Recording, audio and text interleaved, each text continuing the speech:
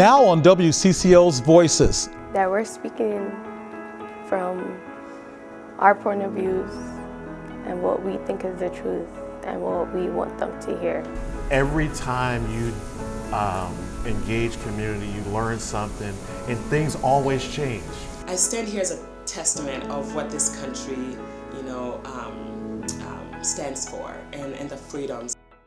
Those are a few of the Minnesotans we'll hear from today on WCCO's Voices. I'm Reg Chapman. Thanks for joining me. We begin in Pine City, Minnesota, where a 7th grade girl was bullied so badly she missed several weeks of school.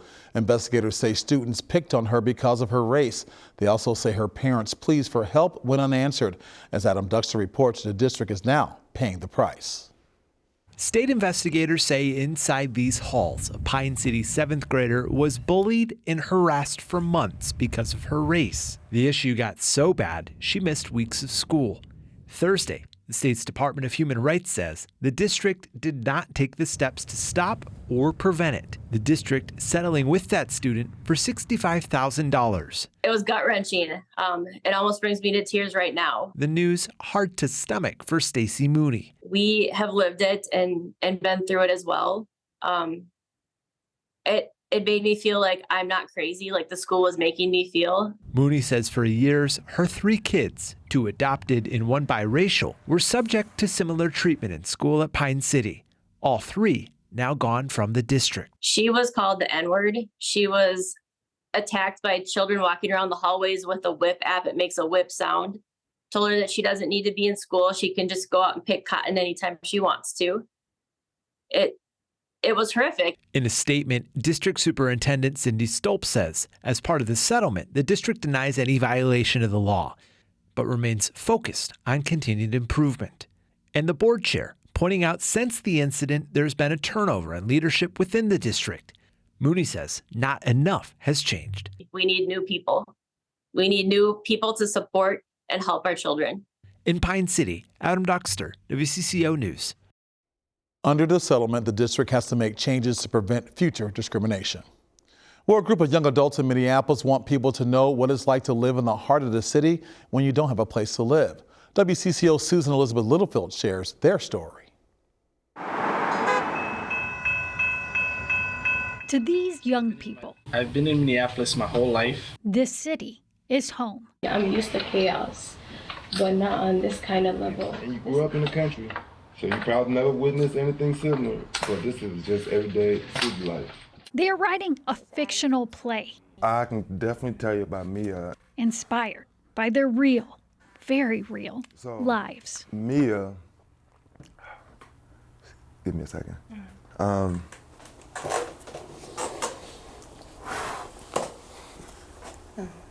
Is Mia based on someone you know? Yeah. Okay. The character is based on a friend Sam lost to overdose. For Sam, the city has been a source of much pain since he moved here as a young teen from Liberia. And were there a lot of adjustments making that huge move? Oh, it was a big adjustment. That got to learn a long language was the biggest adjustment. The school and how everything is. Tough challenges, you know. Some made me hopeless. Some made me angry. Some just made me just down. But I'm glad I stick it through.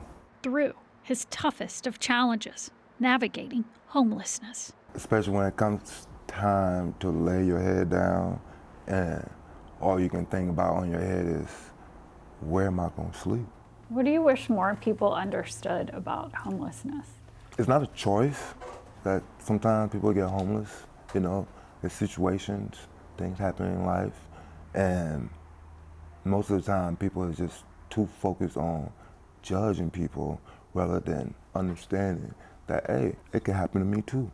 It's never happened to his fellow writers, but they do understand city life, growing up proudly in Cedar Riverside. What do you wish more people knew about Cedar Riverside? I think with Cedar Riverside, I want people to know the culture that's here. It's a lot of people that are here. There's loving people that are here, and people that come over here and live over here just love the place, and the community that's built here is just so amazing. It's a neighborhood they plan to showcase in the play they are creating. It's a group that's part of 612 Hope, youth empowerment organization, and through a partnership with the Guthrie and the help of the iconic theater's own dramaturg. I feel like there's a connection with like finding home, finding a safe place, finding a place to belong. Hope 612 has a choir and several performances. This one, though, will be autobiographical, thanks to some young people who've come to love theater. What does it feel like to be on stage in a character?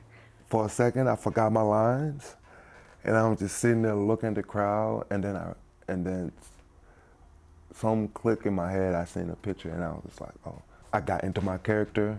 I thought that right there was amazing. It made me feel good. We just took it as an opportunity to try something new, and we liked it. For people who don't know about this program, what do you want them to know about it? That we're speaking from our point of views and what we think is the truth and what we want them to hear.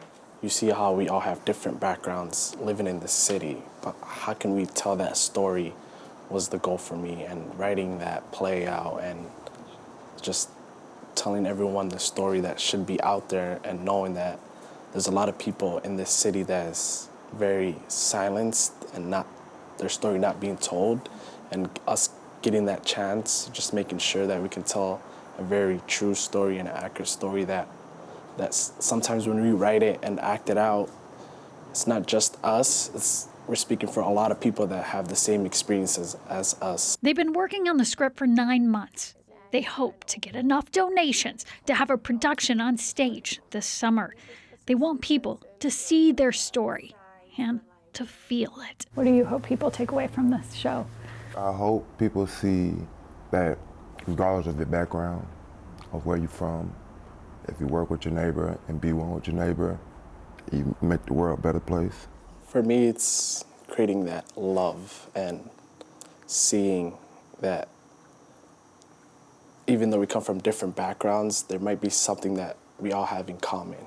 And sharing that is what I hope from seeing this play come out. So now they will work hard as they hope to soon play hard, too. In downtown Minneapolis with photojournalist Mike Durenberger, Susan Elizabeth Littlefield, WCCO News. To help these young people get the play to the stage, you can donate at bethatneighbor.org. Well, I checked in with the leader of community safety in Minneapolis now that he's been on the job for more than a year. Todd Barnette promised to be more transparent and listen to the community when he was sworn in. We met in the heart of North Minneapolis to see how he's doing on that promise. That's all. So it's good, man. How you doing, man? Good, it's good. Todd Barnette says he feels right at home in spaces where he can interact with community. He believes his job centers around listening. Community input and understand what does the community need instead of us telling community what they want. Barnette has 30 years of public safety and legal experience. He was the first person of color to be named chief judge in Hennepin County. He gave that all up to serve as the city's second commissioner of community safety. Every time you engage community, you learn something, and things always change. His focus, making sure there is a foundation for sustainability, reform, transparency, and change. Barnette has 5 agencies under his command: police, fire, EMS, 911, and neighborhood safety. The work that we do is beyond our 5 departments. It's the whole enterprise. Community trust, trust with other city departments, trust with the county, trust with the state, trust with the council. Trying to move in some spaces that are very political. Barnette says creating collaborations with 311, the health department, and social services is crucial in getting resources where they are needed most. People want a non-police response where it's appropriate, and there's not been enough focus on that work, right? I mean, we're doing that work, but I think people will see that our roadmap. He knows his work does not come without challenges. When we look at homelessness and we look at our encampments, we really have to deal with some of the core issues that are going on in there. We need to go after the folks that are preying on these individuals. We need to go after the drug dealers. We need to go after those people who want to traffic, sex trafficking. He also believes dealing with the increase in juvenile crime will be one of the toughest issues his office will face. When they're committing more serious crime, we have to really make them accountable. Overall, Barnette is encouraged by all that is being done in just his first year as Commissioner of Community Safety. Reg Chapman, WCCO News. Now, Barnette is also working with at least 70 organizations that contract with the city to provide neighborhood safety. He tells me he's working to make sure their work is data-driven and they're doing the things they are contracted to do.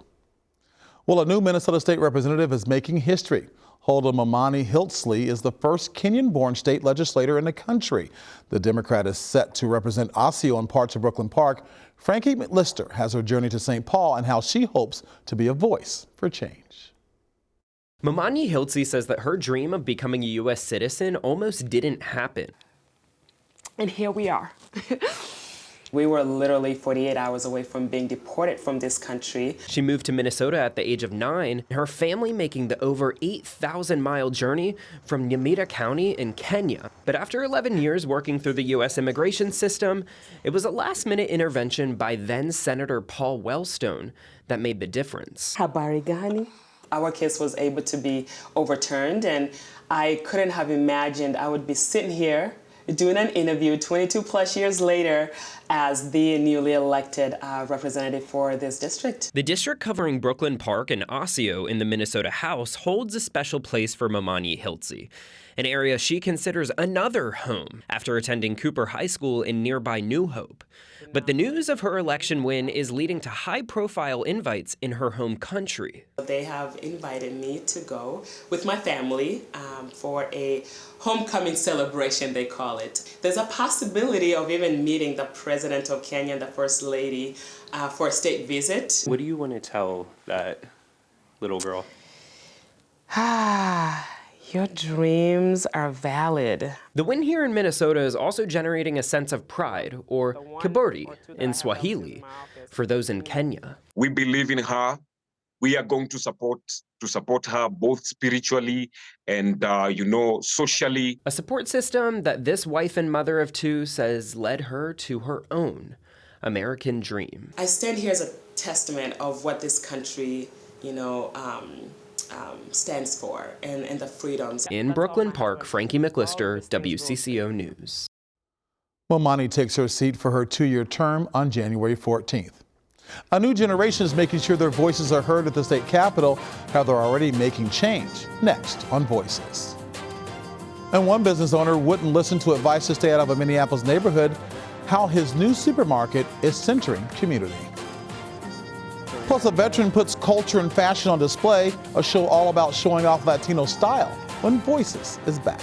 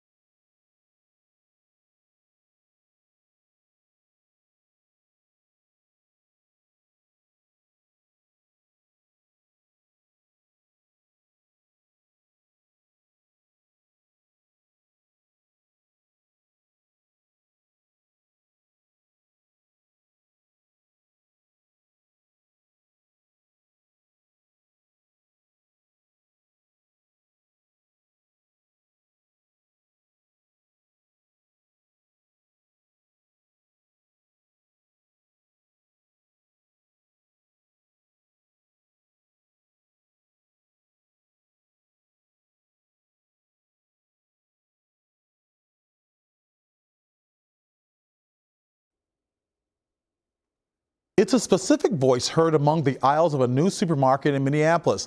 WCCO's David Schumann shows us how it's part of a greater comeback for Lake Street.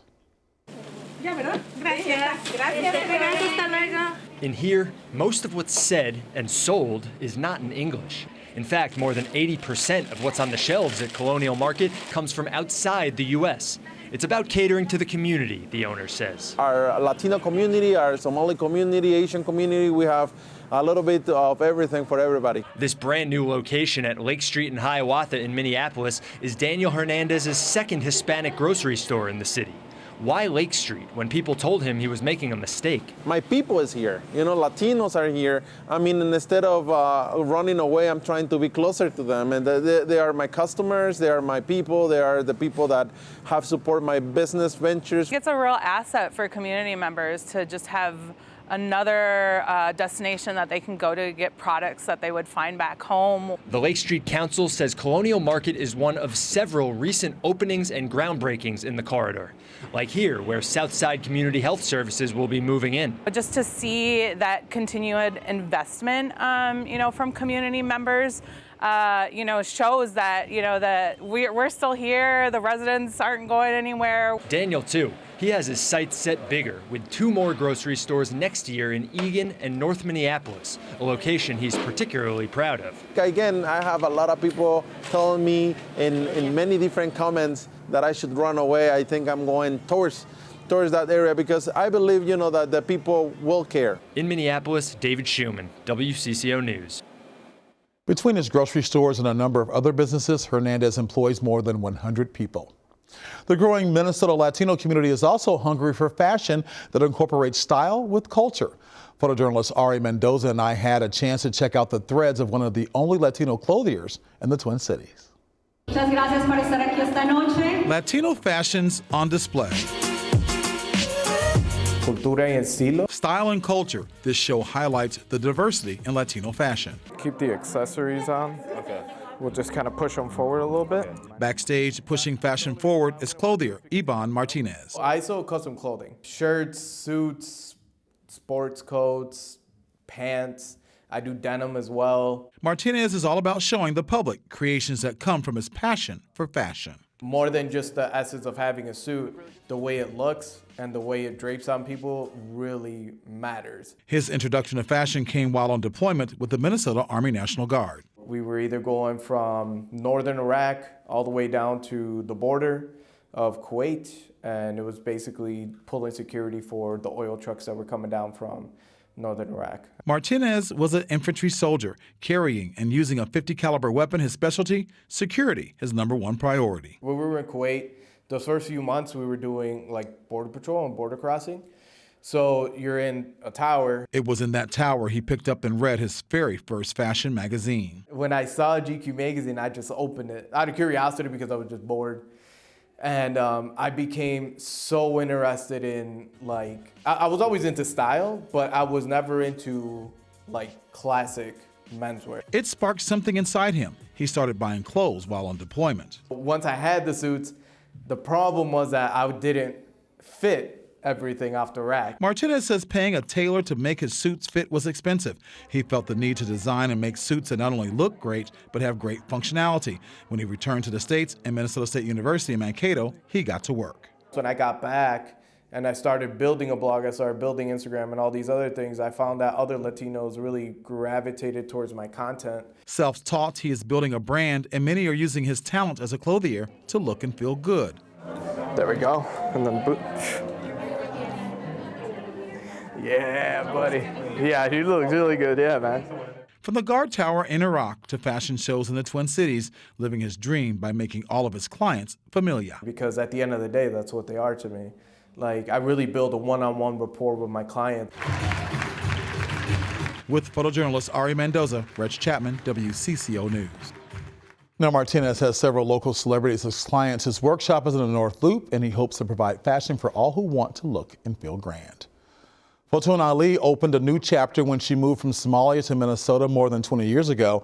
Now her second book teaches immigrants how to navigate. Photojournalist Tony Peterson shares her journey. Half of our house was bombed. So all the rumbles, and all the ashes, and I thought I was the only one left out of my whole family. I came here to find a better life for my kids, for myself, for my community, for my family. Minnesota is friendly for immigrants. When you come to America, you're trying to not only learn the language, but learn the culture. Somalia here in Minnesota is huge, it's over 100,000.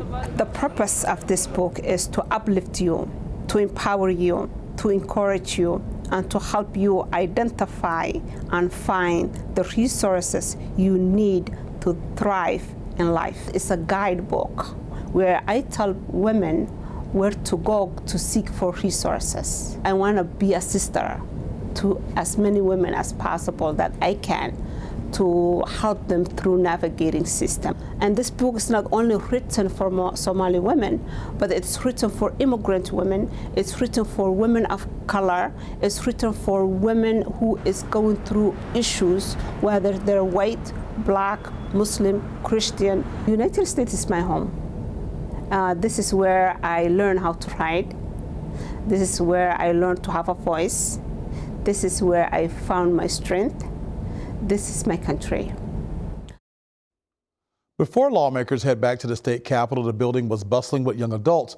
Frankie McLister talked to high schoolers from across Minnesota as they work to make a difference.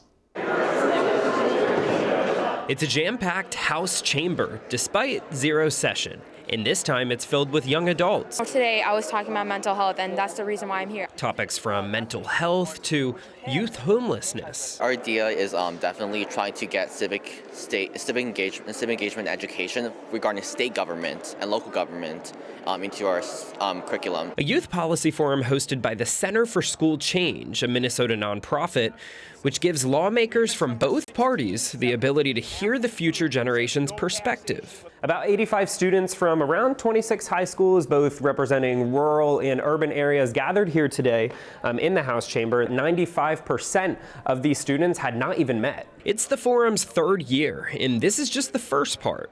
After ideas are brainstormed and shared, students will then come back to help write bills and testify during the 2025 legislative session. They know better. They are in the classroom. Making current outcomes like this one. They want to be part of like school board members. So they selecting one individual from every district to be sitting in that table, and that's one policy that we worked them together. And other ideas that already sparked bills that are now laws, like one that allows students across the state to learn construction skills while building low-income housing. After today, the discussion doesn't end, and we have to keep on discussing and keep on working for the issues that we find important. That whole getting involved and trying to leave this world a better place than you found it, that's what these kids are doing out there. From the Minnesota State Capitol, Frankie McLister, WCCO News. Still ahead on Voices, a group is making a Minnesota pastime more accessible.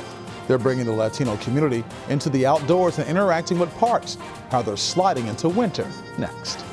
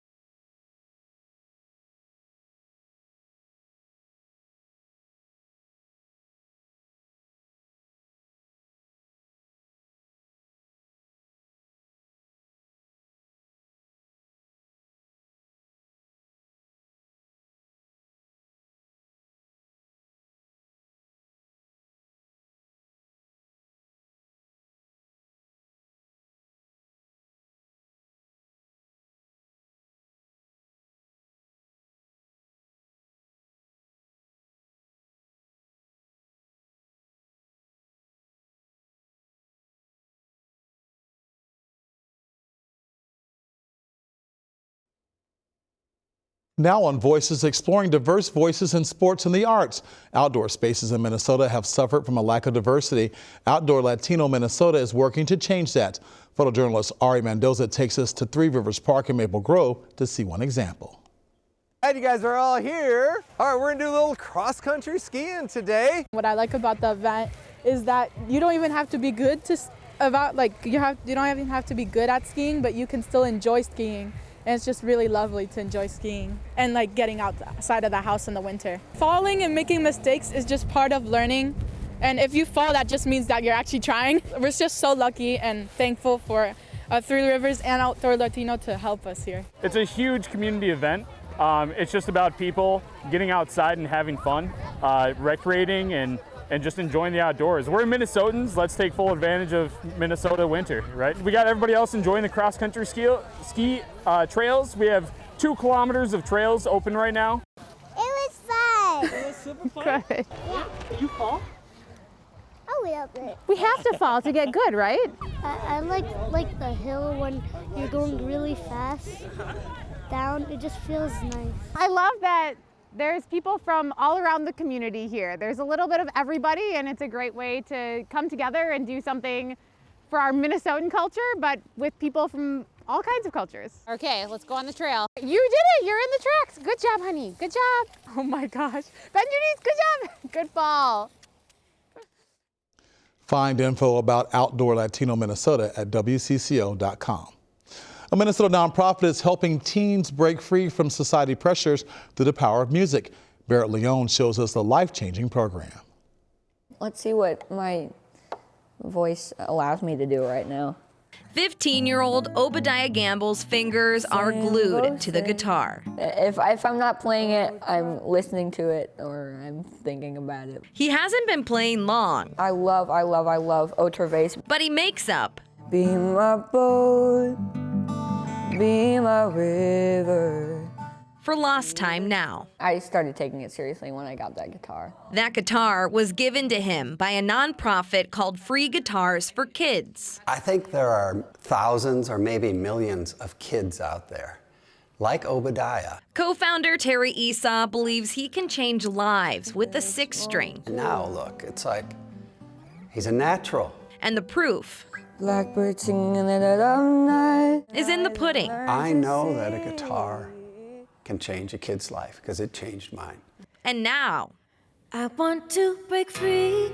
Esau hopes to reach more kids than ever with a new Break Free campaign. I mean, that's a great song for us because it's like maybe you're breaking free from your cell phone, you're breaking down your emotions and your feelings. The animated video. We realized quickly that a guitar is an emotional escape.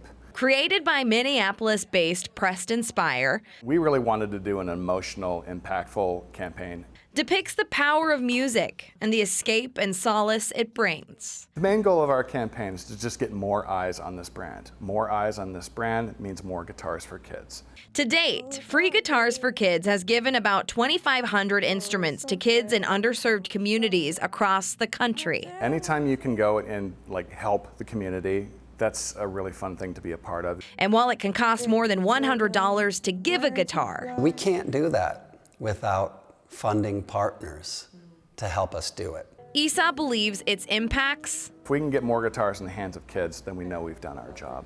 Are priceless. The capacity of that thing is far greater than we understand. And that's why we believe that every kid who wants to make music should have a guitar in their hands. In St. Louis Park, Barrett Leone, WCCO News. The music you hear in the campaigns, Queen's iconic I Want to Break Free, is a rendition by The Voice alum Katrina Kane. If you'd like to help Free Guitars for Kids, head to WCCO.com.